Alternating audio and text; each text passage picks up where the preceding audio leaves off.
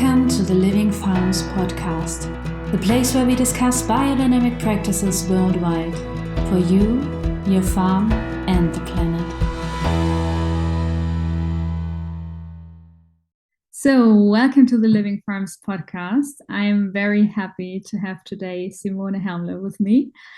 She's in adult education, and we're going to talk about biodynamics and her work in adult education. So, welcome, Simone. Thank you very much, Lynn. I'm happy and glad to see what happened today. Yes. So you said that you prepared a poem at the beginning. So maybe we just start with this, or you introduce yourself for a second, how you feel more comfortable. Oh, maybe we really start with some short words. So as I do in all my trainings in the mornings or sometimes also in the evening. And I write such poems for the training. So it's some words for us today, for everybody who listen to this podcast. And maybe you like to stand up. So I do so. Mm-hmm. It's more comfortable. And also who like to stand up. Open my eyes. Open my heart. And open my hands. Take a seat inside the inner fruit of a flower. Take the seed into our thinking, into the feelings, into our work. With the seed inside, it becomes a spring. It bubbles and flows. It dances. It invites you and it invites me. It opens and finds. It lives. And maybe this can guide us for the next moments.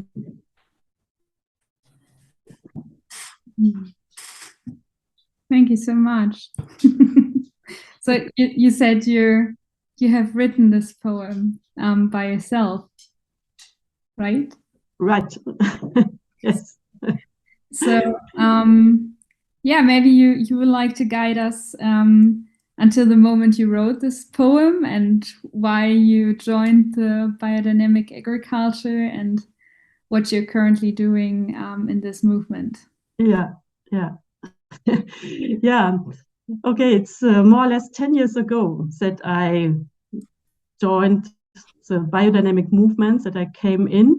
I was at university before a social scientist in the field of agriculture. And somehow my heart really is beating for people who work in agriculture, who work in rural areas. I always ask for living situation, learning moments of innovation, moments of change. And it came up to the point where the Demeter Association asked me to found or to develop something like a Demeter Academy, to invest or to focus much more in the question of training. And this was really the starting moment for me to join the biodynamic movement. And I visited many farms in that time, spoke with many people, observed them during their work. When we were together, we asked about, okay, what's going on? What is stressful? What are the beautiful moments? How do you live with animals, plants, and soil? What's your question to this relation to the cosmos? What happened, or how do you feel during the preparation work? What hinders you to do this?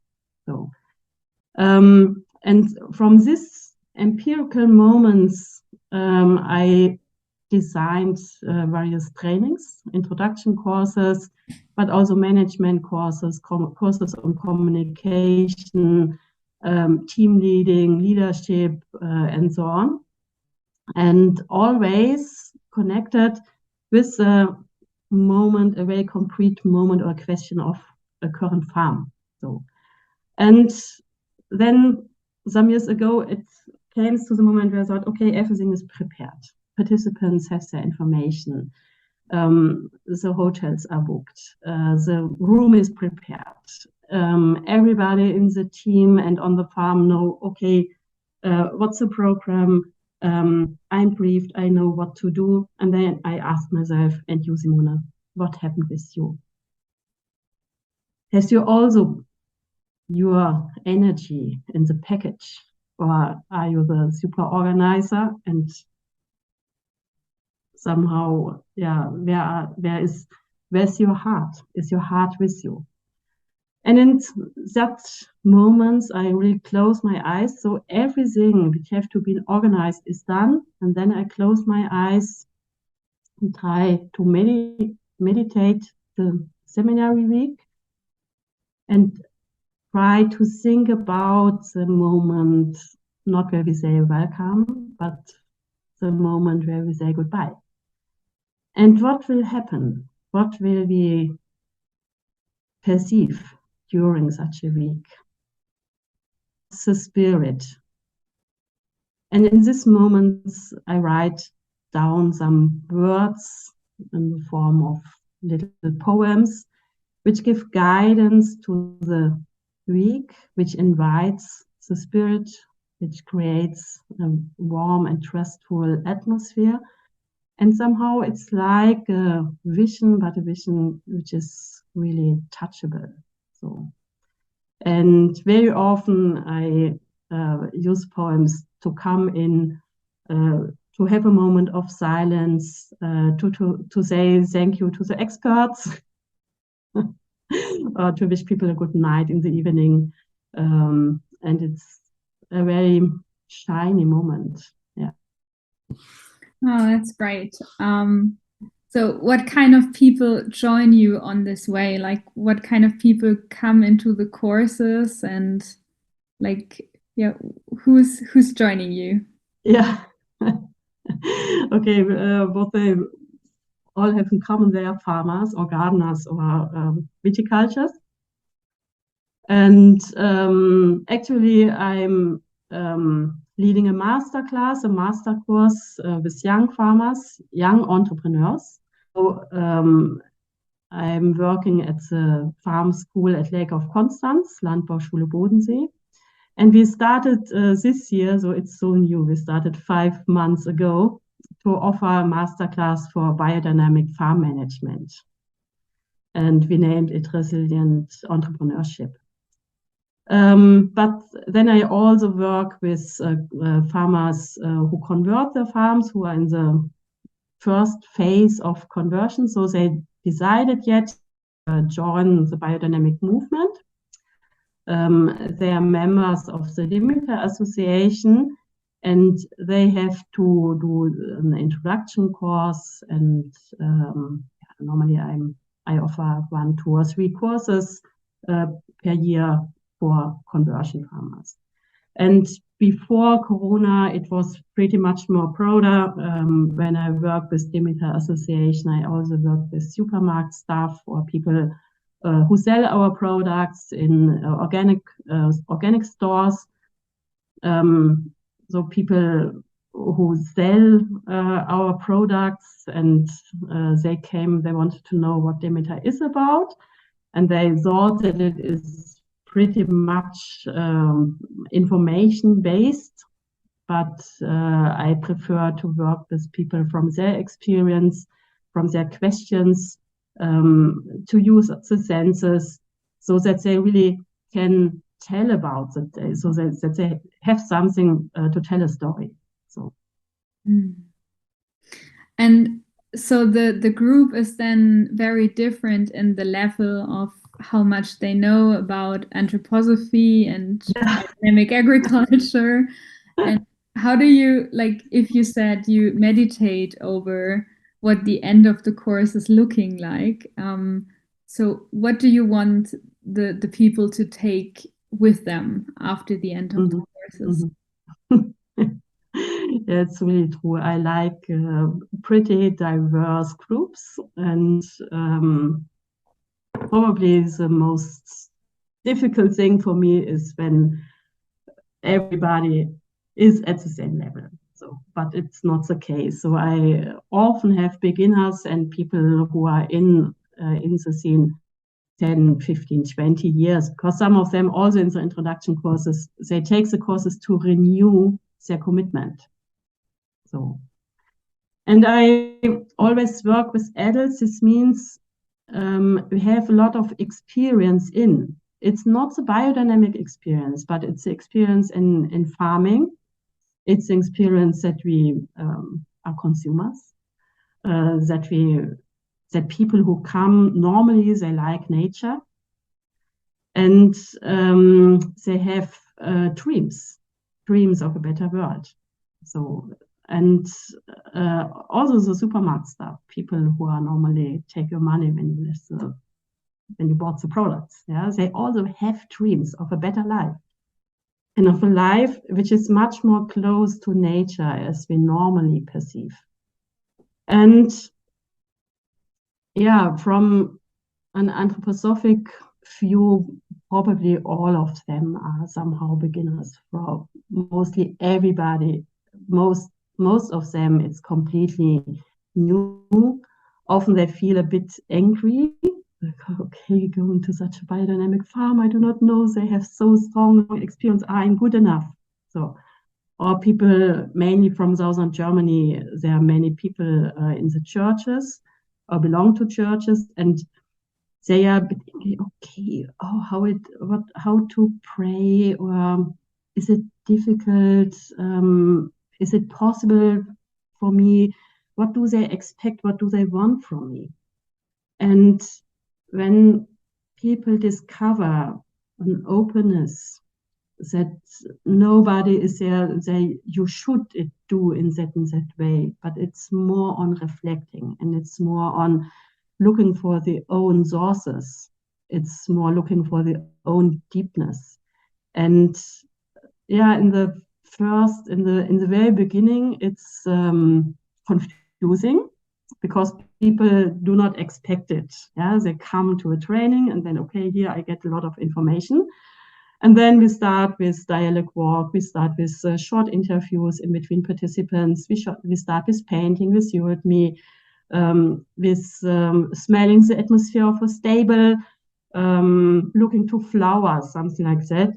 And they really ask, is it true? Can it be? But they also feel the attendance. And they feel that they become part of a warm atmosphere, and that they are able to say something, or also to feel something where they thought that it never would happen. So, and in the beginning, it really is in between curiosity and confusing, and when does the information come expectation. But then it turns around after 1 to 3 days that people say, okay, now I start to feel. So in the first moment, first time doing Eurythmy, it was somehow, why is it so slow? Why is it so much connected with self-observation? I have the impression everybody know what to do and I'm a little bit lost. So, but then it comes into a flow, and people start to say, oh, it's good, it's relaxing to have moments of silence. It's relaxing to listen to some words. And first time it was full, I felt a stress, I felt pressure, and now I feel how I come to myself. And this opens the eyes finally for biodynamics. So imagine when farmers, so they are maybe 50, 55 years old, 25 years, 30 years experience in farming, and they decide now to join to biodynamics. Yeah. And there's no need to explain something in farming. Yeah, it's a daily routine.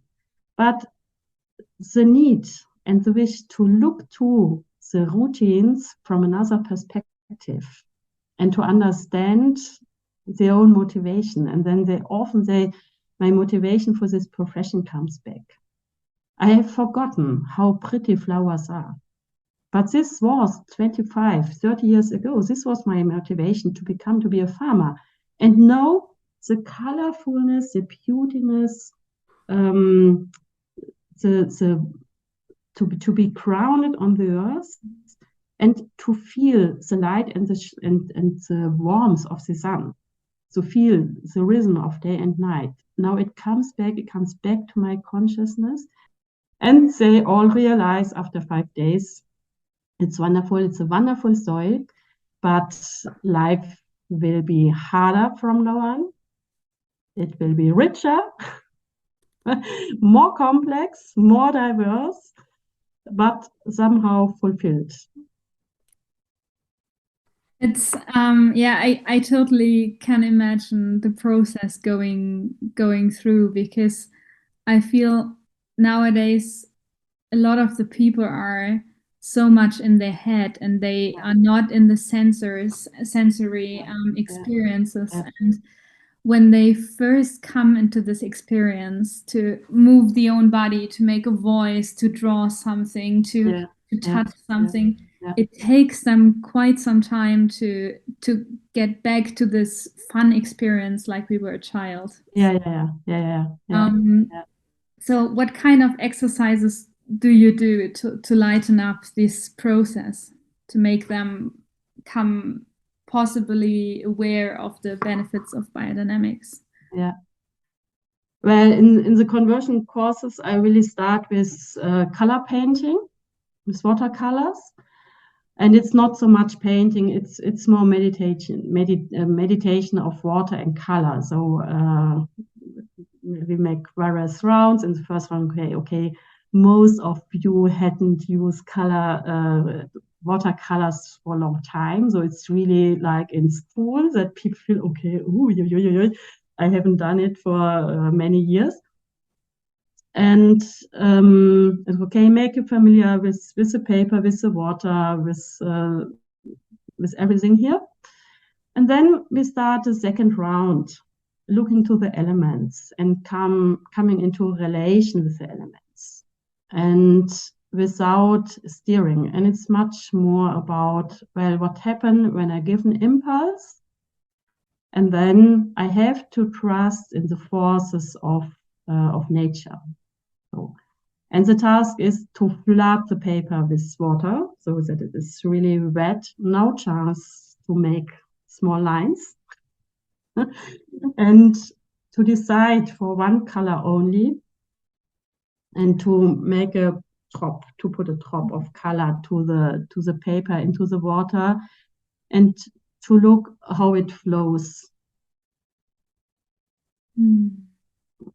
So, and this is a moment, maybe 1 minute, 2 minutes, very, very silent, where people feel, okay, my impulse was to put the drop, but then I only can observe what's going on.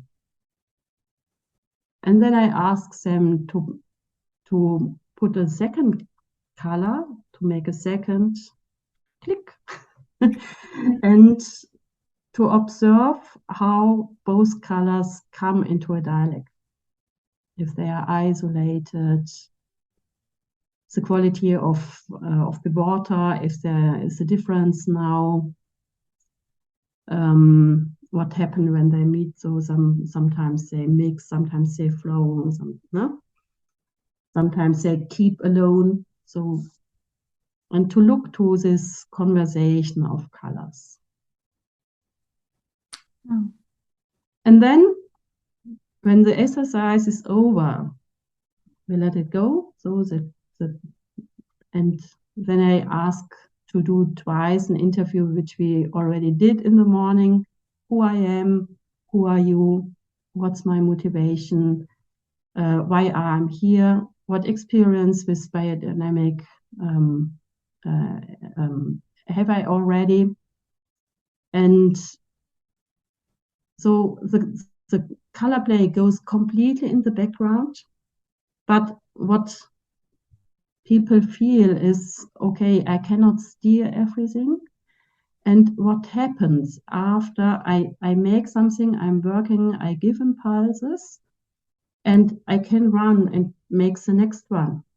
But what happens when I stay and when I start to be a companion for nature and for the animals and plants and so on? When I make it a little bit slower, and when I feel my breath, when I feel my heartbeat, and when I feel, okay, I'm much more a partner and not so much the manager of everything. And this happened in this moment. No? But well, it's for some of them, it's really hard to survive this strong moment. But I myself perceive it as a moment where the spirit come in and where it really helps us to work. And when we move then from this meditative and artificial thing, artistic thing to interviews and then back to plenary, then it is lightful, or it's close to ourselves. No? So, and very practical. Yeah, but it's a really astonishing, surprising moment. But often those who really feel, okay, it's not easy for me, they ask 5 days later if we can make it twice. This motivates me to make it, even when people, they don't, oh yes, I was looking for that moment, I was waiting for that moment many years. No, this is not. They make it because I say, okay, I invite you to make this experience. And the power of these experiences comes back maybe 5-6 days later. So there's a break in. Oh yeah. Yeah. I can totally imagine a group of adults playing with the colors and then having those huge realizations of where they are currently in their life. It's great.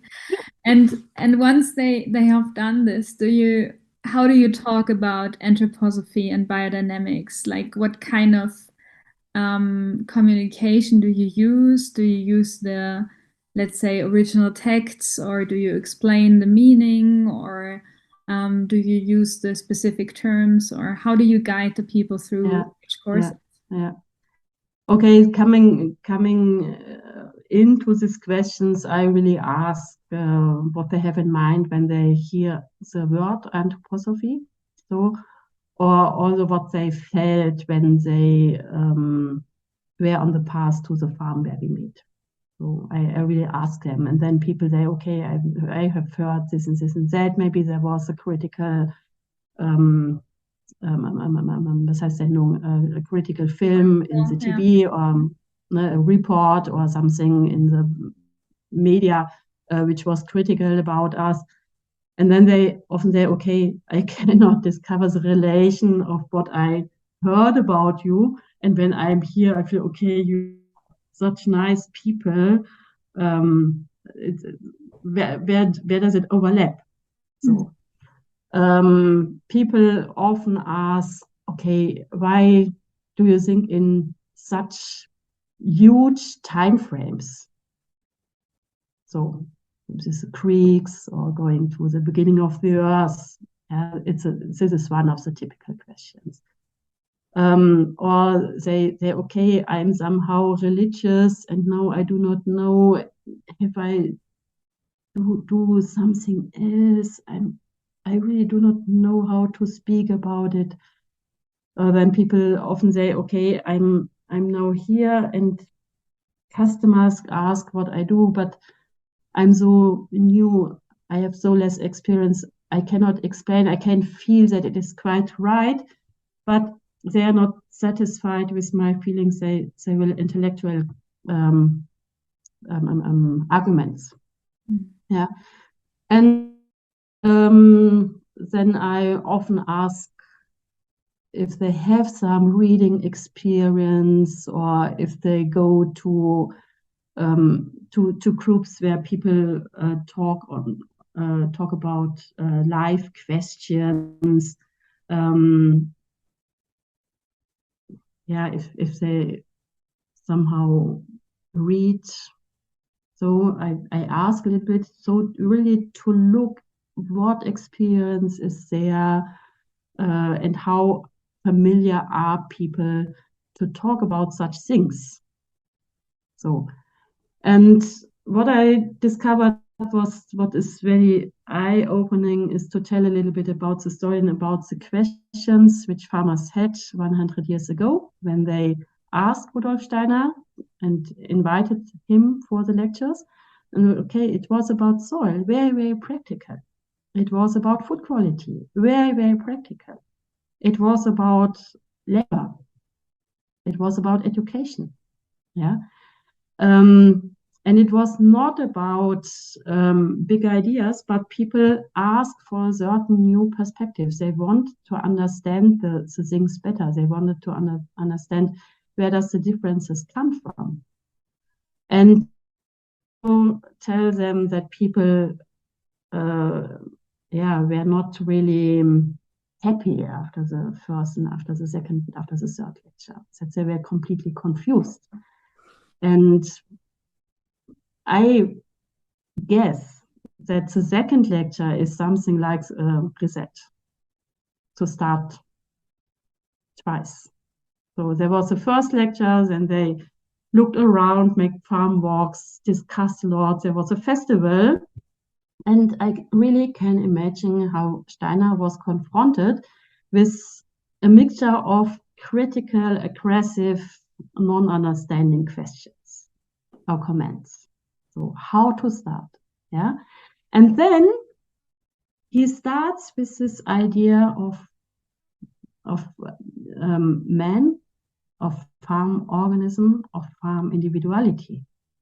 So, and I invite people then very in the beginning of the course to read the first sentences of the second lecture.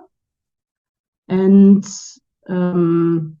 but we are not doing it in plenary, we are doing it in groups with 3 people. And I ask them that everybody reads the text loudly for the others. So you read it 1 time and you listen it 2 times. And then people speak about it and then they come back and say, okay, it's about practice. It's not about the intellect. So it's not about philosophy. So he said it is significant, it is relevant when we put the ideas into practice, when we bring them to the ground. Yeah. Say, okay, this story with the idea of human being in relation to farm organism, what is typical for humans? What's our energy? And what's the togetherness of hand, heart, and brain? We can move, we can reflect, we can digest, we can change things. We have a certain consciousness. We have this inside, outside. Yeah, we have every day the choice how to work with our environment. Yeah, and when we understand ourselves better, then we have like a Spickzettel, like a tip list in ourselves. It's incorporated.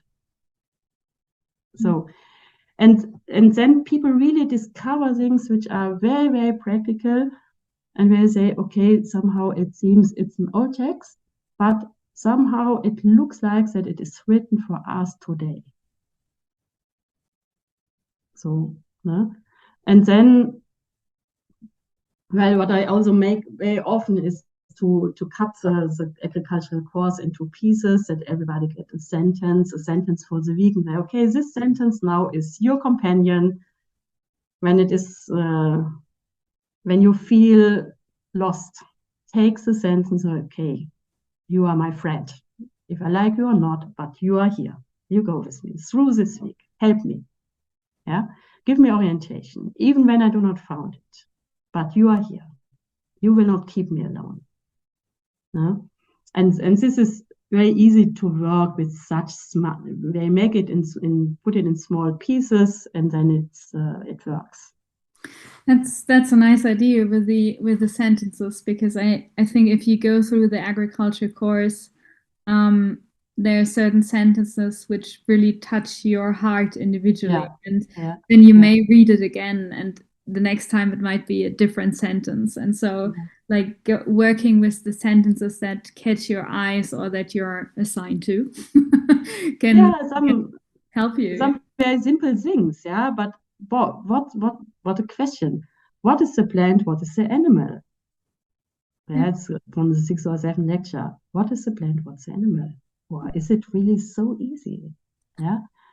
But and say, okay, take both questions and then look to the bees. Yeah, or look to an apple tree.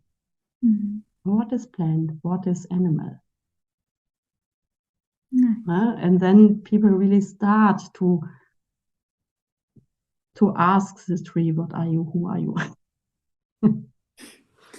And like you have mentioned it several times now, that the heart is a special element in your education and in your ideas. Can you elaborate a little bit on this? Oh, da war die Verbindung weg. Okay, then I will just, ich schreibe es nur kurz auf. Ja. Okay. So you mentioned this now several times, that the heart is a special part of your education, and I really love this idea. We did something similar with the work we just published, this small booklet, Breathing with the Climate Crisis, where we really thought we will try to rewrite the anthroposophical thinking out of the heart for the earth and for the people. Could you elaborate why you choose that the heart is important for adult education, and how you integrate this idea? Yeah, I think it's a wonderful question. Okay, let us look if I find the right words. Maybe this aspect started very early in my professional life, because in sciences, or mainly in natural sciences, we somehow think that feelings disturbs us. So, and we want to be objective. Everybody should be explained, and somehow, and often I thought, okay, we scientists really learn to go out of our body and to be in such a distance, not only to the study object, but also to ourselves too. So, and for me, as empirical social scientist in this field, it was impossible. Okay, when I in an interview situation, if it is with questionnaire or if it is a qualitative interview, it doesn't matter. But then we are in a dialogue, even when it is a special form. But I'm interested in the partner. Yeah, and how can I expect that somebody offers me her or his experiences, or what he or she is thinking about, when I'm completely in my brain? Yeah, and where does openness happen? And I think it happens much more here than here.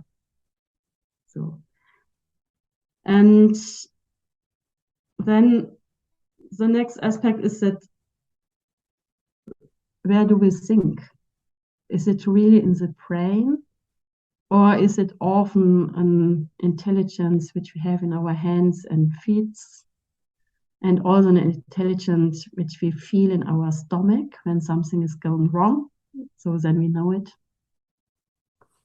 And what's the task, or what's the job of our heart, which somehow is in our center? Yeah.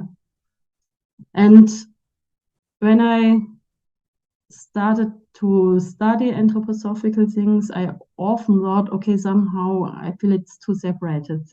It's this three-foldedness, and often there's a part which is for the brain, there's a part which has much more to do with feeling, there's a part which has much more to do with willingness. But isn't it always together? And what happens when we start to think out of our heart? When the heart is much more than an organ of empathy, and when we say, okay, openness of the heart, it's nice, but what happens then? Where do I come in? How is it structured? Are I really invited to come in, or is it open and it's a wind blowing something? Yeah. And what really happens when we don't feel our body, when we are so much in this intellectual thinking that they, okay, it's hard work, it's like a marathon for our memory. And what happened with the rest of my body? So, and when the thinking should be moved or flexible, isn't it also important that I also move, that I make a walk, that I sit down and up, that I feel the circulation, that I feel my breath, that I feel my body, so that I feel the heartbeat, and that I learn to trust in my heartbeat. Yeah, because when something really is interesting, normally the heartbeat is stronger. Yeah, during meditation, normally it becomes to be lower. And which guidance can I get from my heart when I learn to listen to my heart and when I learn to work with the intelligence of my heart? And this was a moment where I perceived that when I move the thinking from here to here, that my intellect is not going away. In the first moment, it feels a little like that. Yeah. But it only moves from here to there, and it meets a source which comes from far away. But the meeting place is the heart and not the brain. And then the warmth and the thinking comes together. And I really think this is a partnership or a new quality in consciousness. And the other way around is I'm really confronted in trainings with this, or even yet during this Corona time. So when you look at us both here in Zoom, we see the shoulders, we see the head, and some hand. Yeah. And then we have this strong need for information, more information, much more information, and scientific results. It's important, yes. But what gives me the trust into it? Yeah, and what happened now when we think about artificial intelligence? Do we increase here more into this direction? And then it is not longer connected with ourselves. It's hard to have a really stable, movable, particular relationship to us. Or can we learn new to trust in ourselves and to be in a relation with the inner depth with an environment? It's not for ourselves, it's for the earth, it's for the farm, it's for the customers, yeah. So we are not doing it normally for ourselves, we do it for other people and we do it for the earth. So, but what helps me to be in a good contact with me and with an environment? And this brings me again to the heart. So yeah, definitely. I mean, like when we're connected to the earth via the body. So that's for me, like to connect with the earth is a very much body thing, and at the same time we're connected with our thinking, with the heaven, and then like in the heart, it's everything is coming together. So and then it becomes so powerful. So I really love the aspect that you include this on purpose in the education and adult training. So that's really great. But how did it change? You just mentioned now with Corona, I mean, people are more in the online courses. I know you've done also quite many online courses as well. How did you manage to still come from a heart in online education? I mean, that's extremely difficult, I assume. Yes, it was. In the beginning, it was extremely difficult because I've forgotten everything I've learned before, and I was so fixed on what Zoom allowed me to do. So, and I also thought in the beginning, okay, computer means that we are sitting without any possibility to speak, and that we only listen to experts who offer us something, but we cannot react. And the experts cannot see our reactions, so they cannot read our bodies. They cannot smell the air without oxygen also. And it was so frustrating in the beginning because I really thought, okay, now everything what was important somehow is gone. But then I became nervous. I became really nervous. Okay, people, we are here, everybody with the computer. We have the cameras and we use cameras to speak together, to meet. This is the only chance we have in the moment. But we can use our hands to write something, to make notes. Yeah, we can stand up and maybe some very, very small arithmetic exercises can help us to come back to the body. Yeah, make body checks, or we can make this Traumreisen,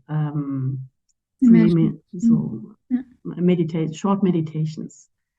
We can open the window and we can look out what's going on there. We can leave the office and make exercises, everybody on his farm, in his stable, with his plants. Yeah, and we trust in that people will come back. And though I learned to use the computer and the Zoom thing only for coming together, giving instructions, and plenary sessions, so share some experiences. And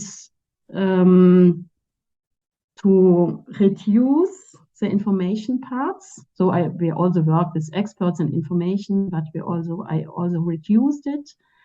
And I worked a lot with this breakout rooms, so 2 people, 3 people together. And we worked a lot with the use of our mobiles. We do what we often do. It's not so chic, yeah, but when we use the video, then you can show me your farm, my farm, and afterwards you can tell the others what I have showed you. So, and then I started. Okay, then when we thought about what is the positive side of Zoom, so everybody is at home, everybody is at his or her place. And the reason why people come to courses is they want to develop their own work. So, and now we are in a situation, we are not in a biodynamic organism, which is 40, 50, 60 years old. We are in still young biodynamic farms, but participants are in the environment where they want to change something.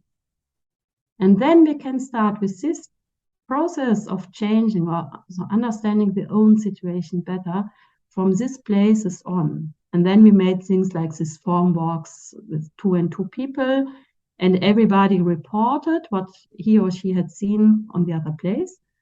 And it was like a huge farm organism. So one had forests, the next one chickens, the next one wines, the next one vegetables. Yeah, and everybody contributed a bit. And then so, okay, isn't it wonderful? We are all together, 20 farms together, and everybody is somehow specialized. Everybody do it by his or her own way.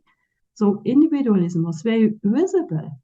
Yeah, and at the same moment, we can think of, okay, maybe the of this farm become no relationship to the vineyard of another person. Yeah. And that's how we made it finally, that we made many, many practical exercises and pretty much work on exchange of experiences, of showing something, working with questions, and elevating the expertise of participants. Mm. Oh, that's lovely. I mean, yeah. We had Jean-Michel and I had a course, online course, because at the section for agriculture we're also doing the steepening biodynamic courses online, and for us at the section it was always amazing to see what happens when people also from all over the world come together online, and then they exchange. And they have so many different forms of farming, and they come together and exchange and get inspired with new ideas. So I think that's one of the beauties of online teaching. And if you do it like you are doing it, very practical, and also integrating the body and the mind and the heart, then it's a lovely way of learning. Yeah. So and people they were in a familiar environment, and they learned to see their own environment with new eyes, and this was finally the most beautiful effect. So, but I also remember when I joined the trainer meeting of the African group, and they asked trainers on which questions they have worked. So, and it was so beautiful to listen to them, because we also had more for our training, and to see, okay, these are the questions just now in this moment all over the world, and everybody is looking for particular answers. Yeah. And to see and to feel how the potential of the region and the potential of people who come together, this is our potential. And this makes it so wonderful. And I also think this makes it so powerful. It's reachable. Yeah. And we are somehow we make it, not other people make it. That's lovely. So maybe then I'm just looking at the time, and I really enjoy your insights on adult education, and I was just wondering, like, to come to the last question that I always ask, like, why do you continue working in biodynamics? And we maybe add, why do you think, what are the 3 main reasons to work in biodynamic adult education for the future of our systems and planets? So I like this question. I really thought, and it was so easy. So thank you that you sent me the questions in advance. So the others were much more difficult. But so here, it was so clear, 3 moments. And I think one moment, or maybe the most important really, is that biodynamic is an agriculture of love and dedication. It's an agriculture of partnership with the earth. And well, we spoke about this worldwide view. When I look from the worldwide perspective, pretty much work is done in small-scale farming, is done by women. And we can make it out of our resources, so we are free. And when we perceive this, we are free, we are not dependent. So we got everything we need from the earth and from the cosmos. And when we catch it, then we really have potentials, or biodynamic really has the potentials to make us free. And second, it's from the rather beginning, I really think it's the food quality, so that we have food, that we nourish ourselves, that we nourish not only the bodies, that we also nourish our souls, and that we nourish our consciousness. And we have spoken about the heart and emotional intelligence. And I think therefore we really need living products from living farms, from living people. and in the end, the earth is hungry too, not only human. So I think our job is to care the organism earth, and when we take it serious, that the earth itself is an organism. The earth is crying so loud, and we are not able really to react on it, to listen it. But I think biodynamic farming is a way to care for the earth, so we somehow make care work for our planet. Yeah. 3 very good reasons, I would say. Yeah, thank you so much. We will link your Freie Landbauschule Bodensee in the show notes for those of the listeners that are in Germany located. And yeah, it was a pleasure having you here with us in the podcast, and just keep up the good work. And I'm happy many more farmers will be happy to join the biodynamic movement. Yeah, thank you, Lynn, for the invitation. So we talked a lot about the conversion courses and what's living there, what's ongoing there. But this is a longer experience. So with this masterclass, we started in January. So we are now in the 5th seminar week. It's so new that it's hard to speak about. But the reason behind and the thinking behind is the same. And I hope that people feel motivated, and they feel that it really is interesting and enriching our life to do this step, this beautiful step in biodynamics. Thank you very much, Lynn. Thanks for what you're doing. Bye-bye.